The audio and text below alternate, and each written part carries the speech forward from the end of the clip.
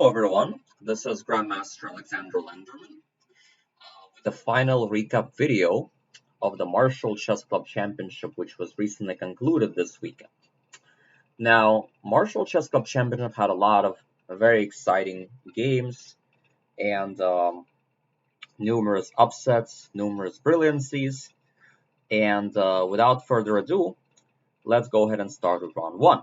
Now, round one of this tournament started with a bang, where on board one, young player Bryan was able to outplay Fidel Corrales, the reigning World Open champion, strong grandmaster, top seed in the tournament. Now, this was an up and down game, started with a classical Sicilian. Both players had their chances, but now we reached the position where white just played queen d4, white is up a pawn, but if black plays something like this, I guess he has chances to hold. However, black can't really win this position.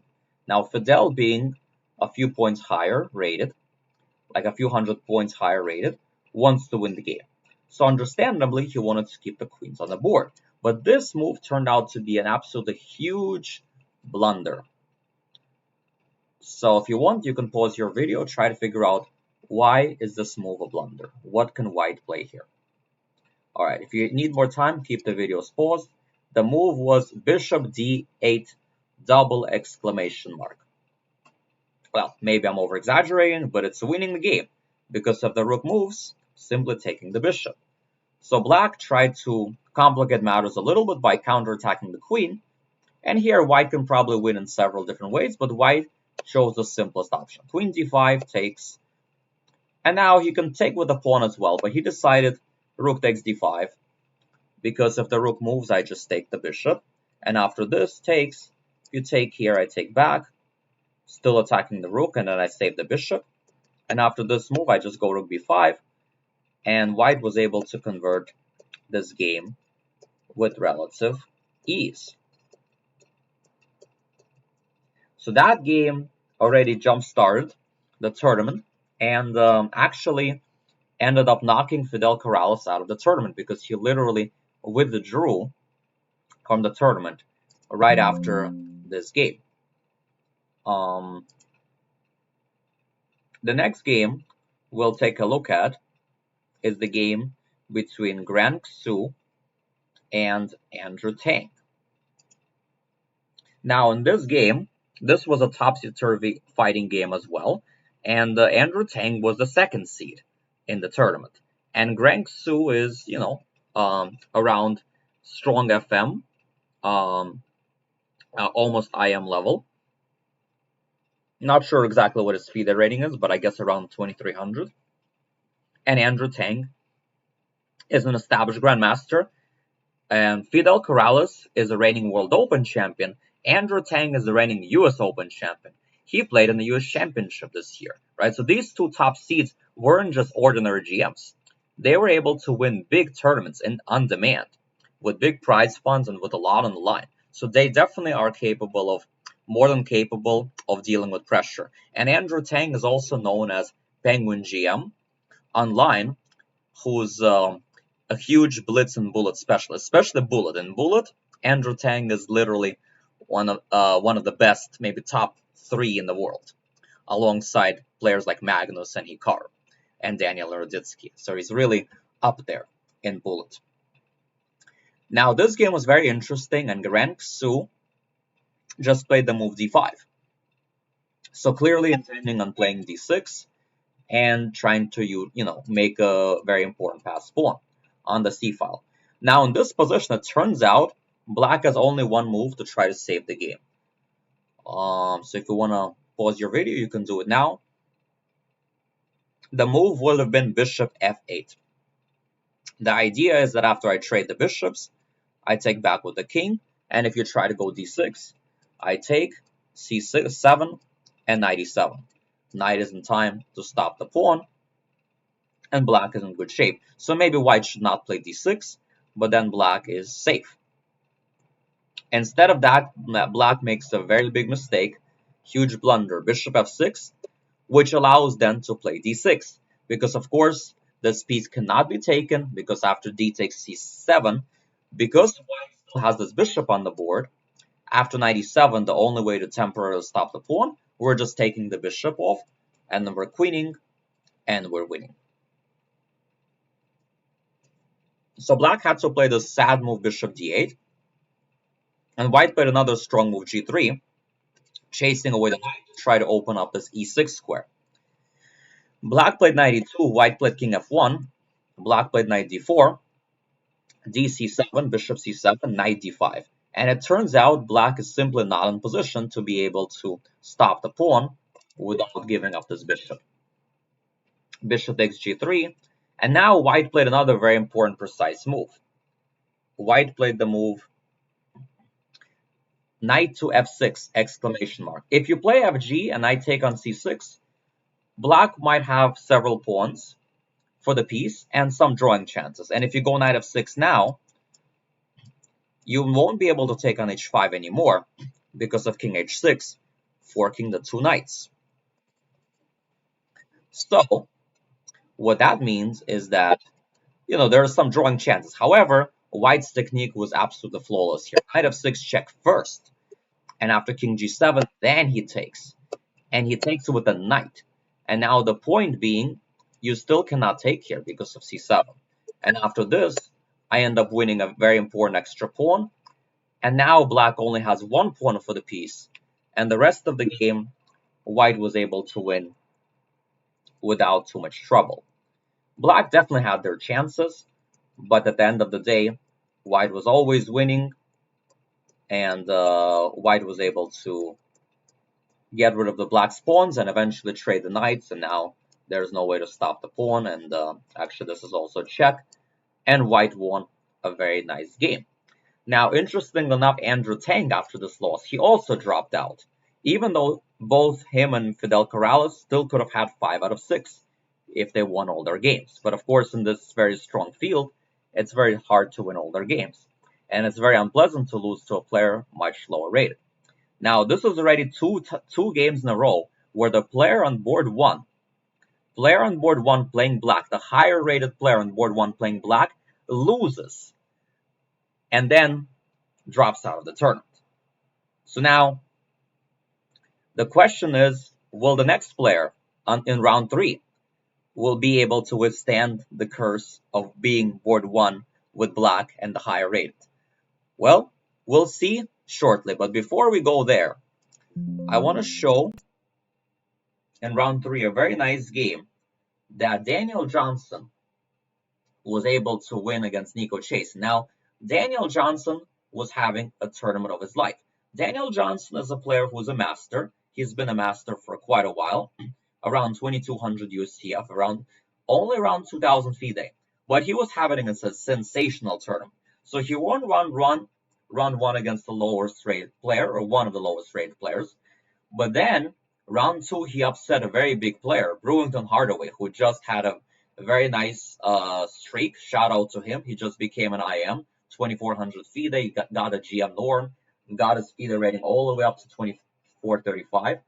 Had a great run, but he was outplayed soundly in an endgame by Daniel Johnston. And now this game was another huge win that Daniel had against Nico Chasin, who is also a very strong IM, even more experienced than Brewington, also well above 2400 FIDE with several GM norms. And here it looks like, okay, nothing too bad is happening, right? Like currently black is up a pawn. It came from a sharp Taimanov. Looks like everything is sort of okay. Black will go king b7, maybe next move rook c8. Looks like black has everything under control. But Daniel Johnston says not so fast. And white finds a really nice idea to get a huge advantage. So if you want to pause your video, you can do so now. What should white play in this position? If you set c4, pat yourself in the back. It's, you're playing like a really strong informed player. c4, of course, opening up the game. We need to open up files for our queen, the bishop, the rook, and we need to get to that black king. And suddenly it turns out that black is simply defenseless against this attack. Black tried e5. I mean, what else can he do? If he takes here, the rook is going to open up. You can't even go there because of queen a7.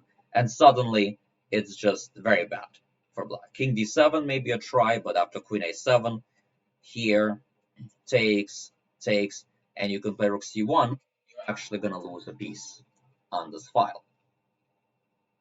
So black tried e5, trying to make things a bit more messy, but that problem with that move is that opens up another diagonal for the bishop, and that is one diagonal too much, more than black can handle. And now c takes d5 comes with check, queen a7 comes as well, and here black just resigned because it's about to be checkmate or massive losses of material. So now Daniel Johnston is having 3 out of 3, including 2 huge wins against players about 400 points higher than him. So really tournament of his life. Now I knew this player is dangerous because I've seen him beat a GM before, and he's also drawn a game against me where I was actually lucky to escape with a draw. So I know very well how well he could play. And it just goes to show that anyone in this kind of tournament is really dangerous. So shout out to Daniel Johnston, who is having a great run. The next game we'll take a look at is a game that Joseph Zeltsan played against Djurabek Khamrakulov. Now, remember I asked if the next player playing black on board 1 could withstand that supposed curse of being the higher rated with black? Well, it turns out the answer is he could not, because down went Djurabek Khamrakulov against a very strong, untitled player, but almost IM, like I think 2400 plus FIDE, with at least 2 IM norms, from what I know. So definitely could be an FM, and only a matter of time before he becomes an IM. And here, he's playing with the white pieces. Now, in this position, black is down a pawn, but if you don't do anything special, black will start attacking. And certainly with these weakened light squares, this position might seem at first glance like very dangerous for white. However, here, Joseph finds an incredible way to turn the tables and show that he is the one in control in this game. So if anyone wants to try to see if they can find what Joseph did, you can stop your video right here. Yes, that is right. White played this incredible move, d5, sacrificing the pawn. Bishop takes d5, c4. Why did we just give up the pawn? Well, only because Joseph values piece activity, and he wants to activate that bishop. Okay, so black played bishop e4, trying to maybe open up his own file for the rook. Bishop c3, king g8. But now what? It looks like white's attack is slowing down. However, Joseph said, not so fast. If you want to pause your video, by the way, to find the next move by Joseph, you can do so. But white played the incredible move, c5, exclamation mark. So double pawn sacrifice to activate both of his bishops. And suddenly we can see that now white is just completely winning. Because if you take here and you take here, you're just going to lose the bishop, and the white's attack is raging even more. So black had to play bishop takes c5 and sacrifice the exchange. But now rook d1, not going anywhere. King f8 takes the rook, queen b5. White's attack is still ongoing. Bishop d6, and now bishop e5, because this bishop on d6 is a very good defender for the black's king, so we want to make sure we eliminate that piece. Queen takes a2, bishop takes d6, pawn takes d6, queen b4, and now the queen gets to penetrate black's position. It still might seem that if black gets the queen on f3, black could be winning, but white ends up coming faster. And black tried this because this would simply lead to a forced mate. something like this, and then the rook will join, and this will be over. So he tried this, but now just queen d4, and black resigned, because rook d8 followed by rook d7 is coming, as well as queen h8, and the position is hopeless. So down goes a third GM, Djurabek Khamrakulov. Now, he did not withdraw immediately after this round, but he ended up giving up another draw against the very strong master Eugene Yu, who was in very good form in this tournament, who ended up 4.5 out of 6, got a good prize. And then after that draw, he ended up withdrawing as well. So here we have 3 GMs in a row getting knocked out, basically. Rounds 1, rounds 2, round 3, and all on board 1, all with black. Really, it seemed like, a curse of being black on board 1. So can anyone withstand that? Well, time will tell. But in the meantime, it showed how good of a form Joseph Zeltsan was in this tournament to play such a powerful attacking game against Djurabek. And then we'll see how he was able to end up tying for first in the tournament. So the next game we'll take a look at is a very interesting game between Grand Xu and Irina Krush. So Irina Krush is, of course, the reigning Monocarp Women's Martial Chess Club champion, which happened, in last month in November. And she was able to win with a very powerful performance, 5 out of 5, featuring some real nice games. I've done some separate videos and recaps and commentary on that tournament as well. So if you're interested, you can find that somewhere. Probably at the Martial Chess Club website, there should be some, or on YouTube, there should be some recaps on that. But in this tournament, okay, she's doing quite well so far, 2.5 out of 3. So definitely in good contention. And here she's playing against Master Grand Xu, who earlier in the tournament knocked off Grandmaster Andrew Tang. So let's see if Grand can do it again, can knock off another GM. So here he's playing white, and it was a c3 Sicilian, Alapin. Knight d2, very logical move, intending to prevent attacks here and trying to go bishop c4.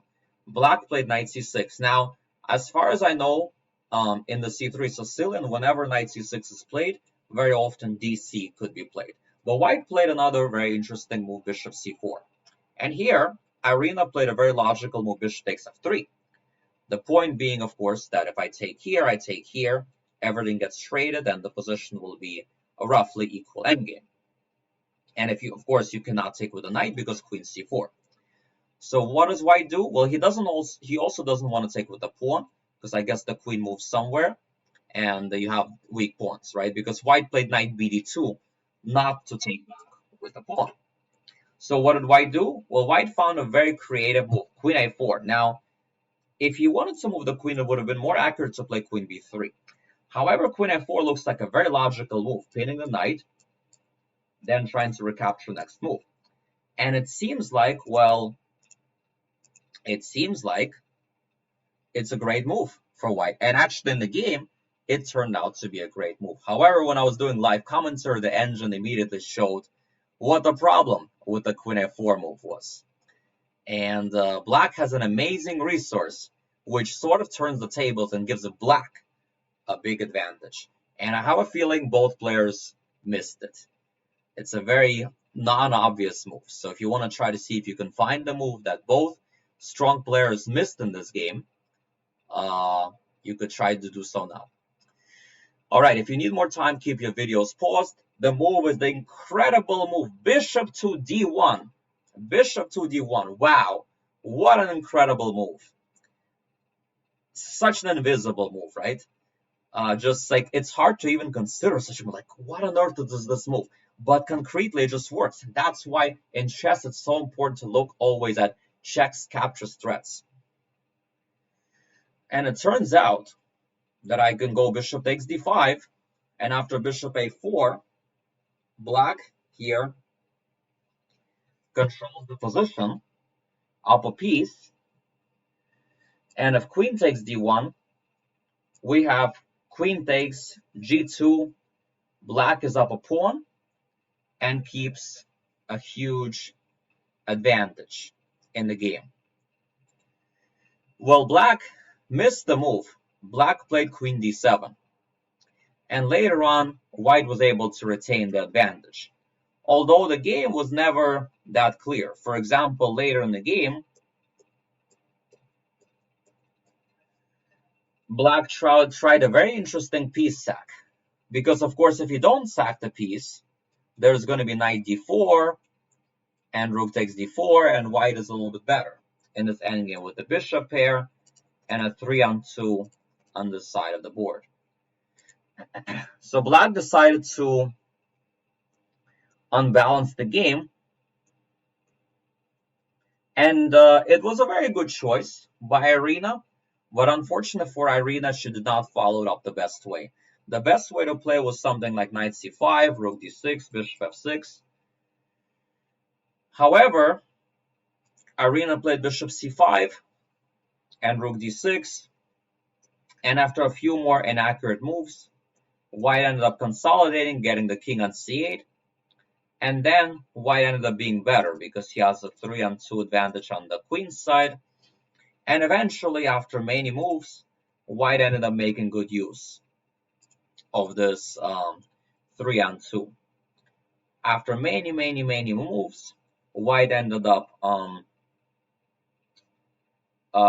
winning the bishop for the pawn, and this position still seemed like maybe there's a chance of a fortress, but probably not. And yeah, so Irina had to basically give up the pawn, but Irina tried to keep the pawn, but that hung the rook, and Irina resigned. And unfortunately for Irina, this ended up being the end of her tournament. She ended up withdrawing after this game because with 2.5 out of 4, it was already, she couldn't fight for first place. And traveling another day to play 2 games against strong players after such a tough loss is very often a tall order. So now that meant that Grant ended up joining the co-leaders at 3.5 out of 4, alongside Daniel Johnston, who ended up holding Raja Harshit to a draw. The GM with black even was better in the final position, and as well as the co-leaders Mykola Bortnyk and Joseph Zeltsan, who ended up drawing each other on board 1. Now, there, Joseph Zeltsan was black on board 1. So, technically speaking, yeah, he made a draw with black, but he was the lower rated. So, the question is, can someone a higher rated with black hold off or even win? And it turns out the answer was a resounding yes, because in the very next round, Daniel Johnston, who was having a tournament of his life, was paired against Mykola Bortnyk, who was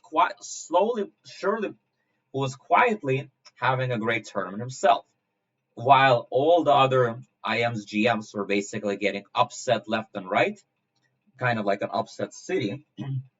Well, Mykola Bortnyk was winning all of these games pretty convincingly against his lower-rated opponents. And then he drew against Joseph Zeltsan, and they were like close in level. And now he's playing the hero of the tournament so far, Daniel Johnston. Can Daniel Johnston continue his great run, or will Mykola Bortnyk stop him?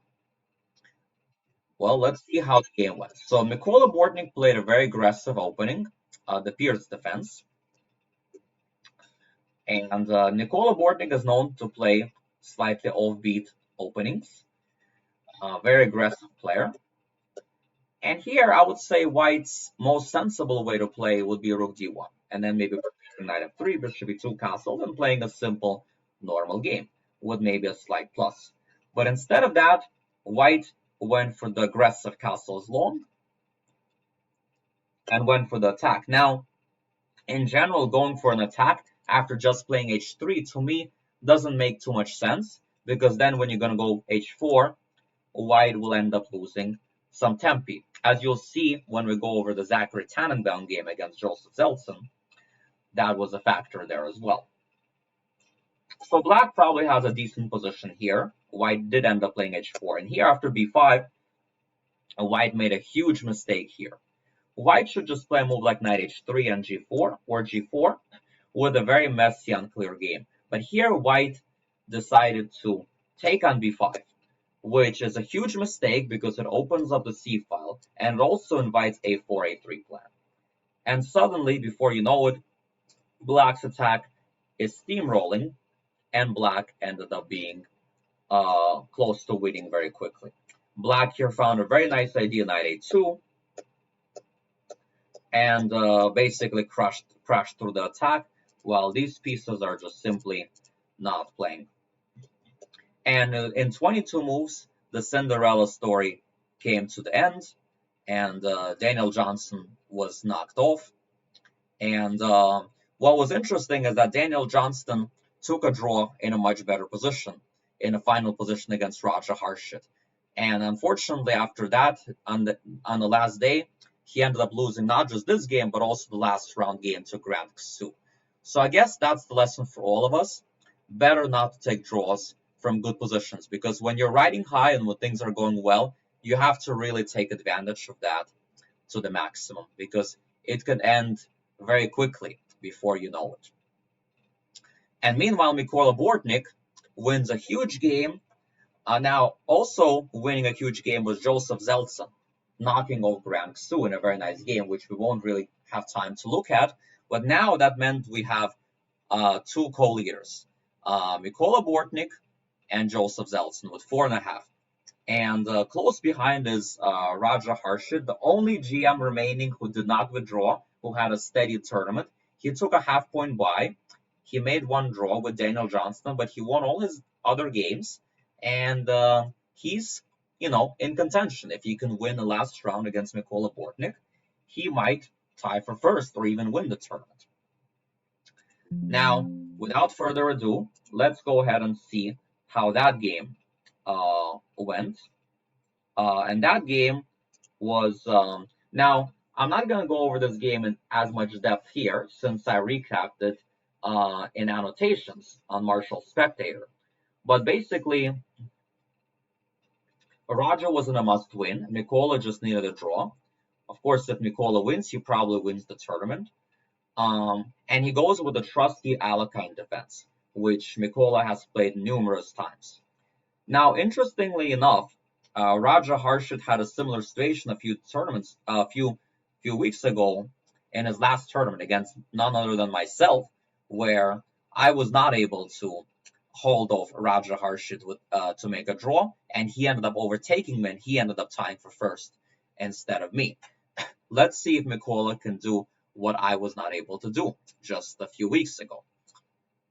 So Raja plays a good move here, knight f3. When you have a space advantage, it's better to keep pieces on the board, and white definitely has an advantage in the center. White definitely has some pressure, and here black plays a questionable move, c5. The better move would have been knight f6 and then c5, but black played c5 immediately, which ended up weakening this d5 pawn. Now in this position, the principal thing to do was take on d5. However, in order to take on d5, which would have been the best move, white would have had to foresee that in this position, and by the way, all these moves that white plays are the only ways white can get an advantage. Otherwise, white has nothing.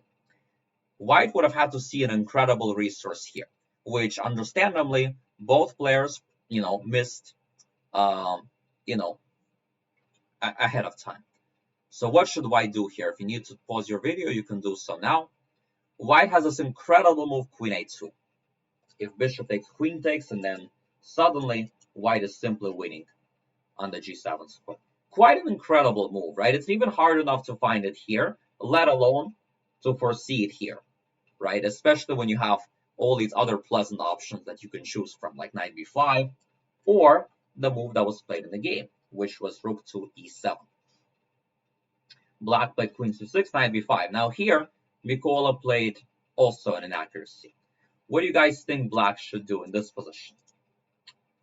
So if you need to pause your videos, you could do so now. Black should, of course, play d4, activating this bishop, sacrificing the pawn. Now, it looks like a pawn sacrifice, but actually it's not so, because after this, we have this incredible move, queen d6. And the point of that move is that if white plays a solidifying move c3, it loses due to this really nice plan. And white will lose material here. Which means white has to play a move like rook e1, and black ends up getting the pawn back after all. So whenever you have a possibility of activating your pieces and temporarily give up a pawn, it's always a good idea to try to really look into that idea, because it might just work very nicely. Mykola played 96. Now white was able to blockade. And this is where white missed a huge chance right here to get a huge advantage. Once white did not play the correct move, white kind of lost his big advantage, and then from there on, Mykola did a great job of holding the draw. All right, so the question is, what should white play in this position? All right, if you need more time, keep the video paused. The move is queen e3, double exclamation mark. The point being after bishop e7, queen e7, and then we're preparing this and this. And white simply has a winning position here. The only way to defend would be bishop c6, b3, bishop e7, but even then, white is much better after this. You still cannot really take on e7 because of this idea. So black plays there. Queen goes all the way back. Queen e5, a very important move. And black has nothing better than transposing into a bad endgame where he's going to lose a pawn, and white is winning. Instead of that, white played rook e1, losing their advantage, and after that, white was not able to create much winning chances, and black was able to simply hold the endgame without too much difficulty. So with that result in the books, all the eyes were left on the game between Joseph Zeltsan playing black and none other than the reigning or last year's 2022 Marshall Chess Club champion, Zachary Tanenbaum, who's only an FM, but he heroically won last year's Marshall Championship, and he showed how good of a fighter he is. A very strong young player. Now, Zachary cannot win the tournament anymore, but it's just kind of fitting that he is the gatekeeper to Joseph Zeltsan in deciding who wins the Marshall Chess Club Championship. So without further ado, let's take a look at Zachary Tanenbaum's game. So Zachary Tanenbaum was white, and Joseph was black. Now Joseph really surprised me as a commentator when he played knight c6. It seems like the kind of move you would play when you're in a must-win game, when you're the one who needs to win, with black on demand. But Joseph said, well, in the interview, well, he wanted to win.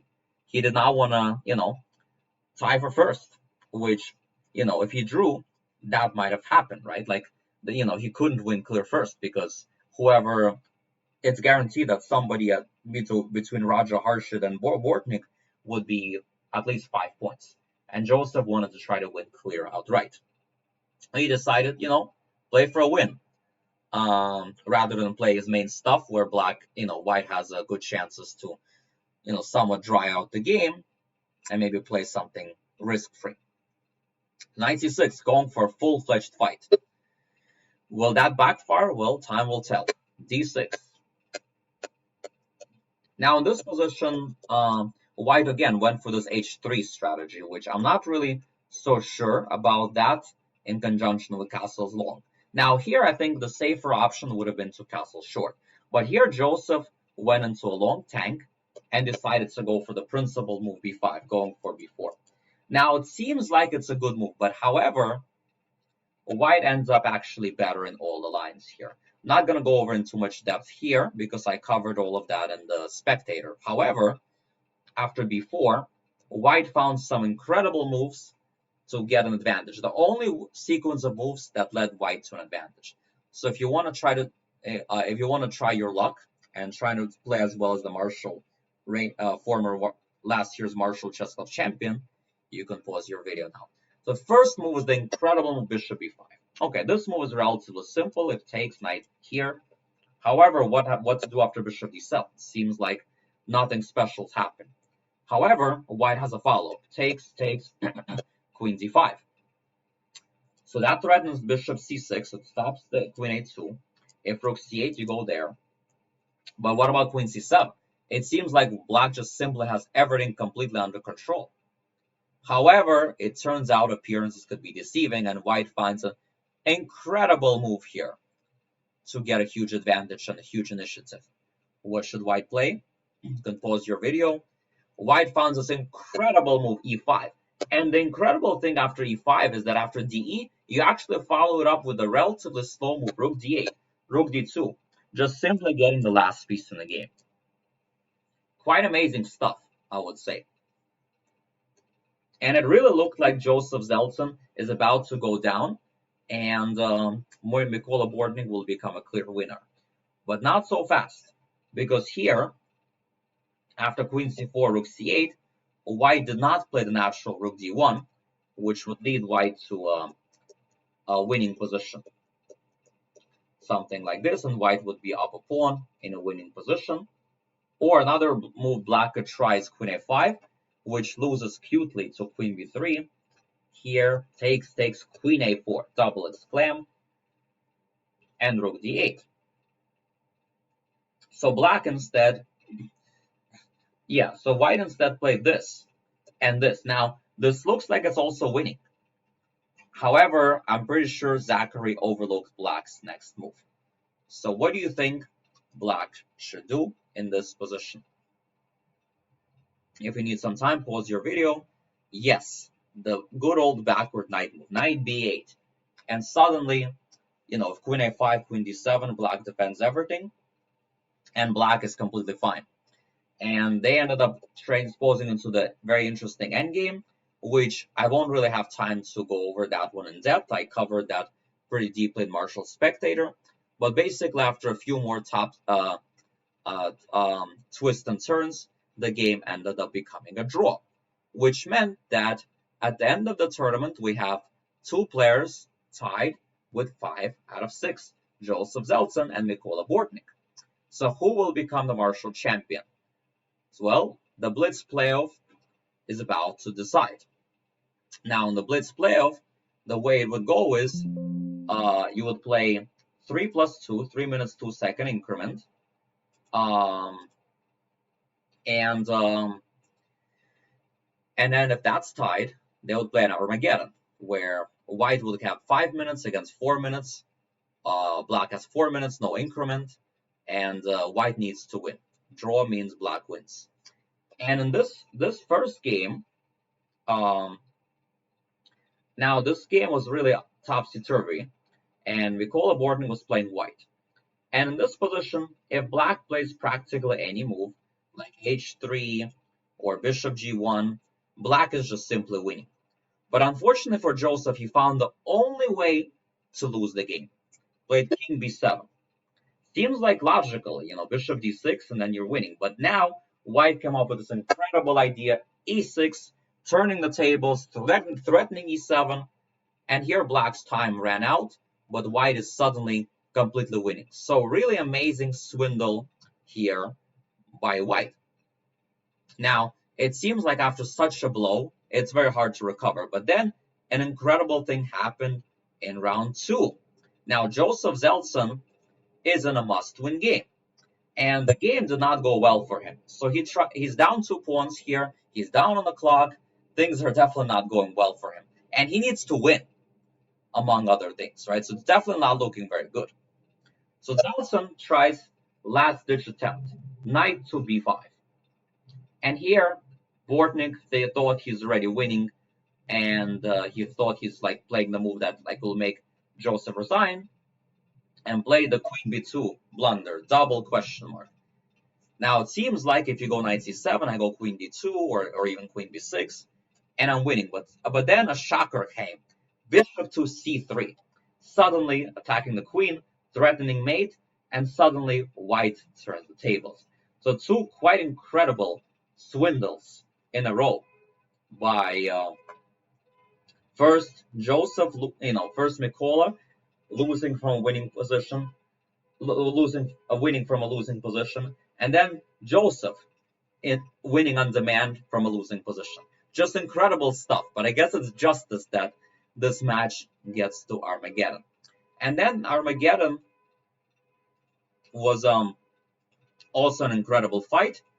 There was a lot of up and down in that game, but then the finishing touch was pretty nice. So white is definitely putting pressure. White is up a pawn, and here black made the final blunder with rook d2, which allows white to execute this brilliant combination: rook takes f7, rook takes f7, rook e8, with checkmate to follow.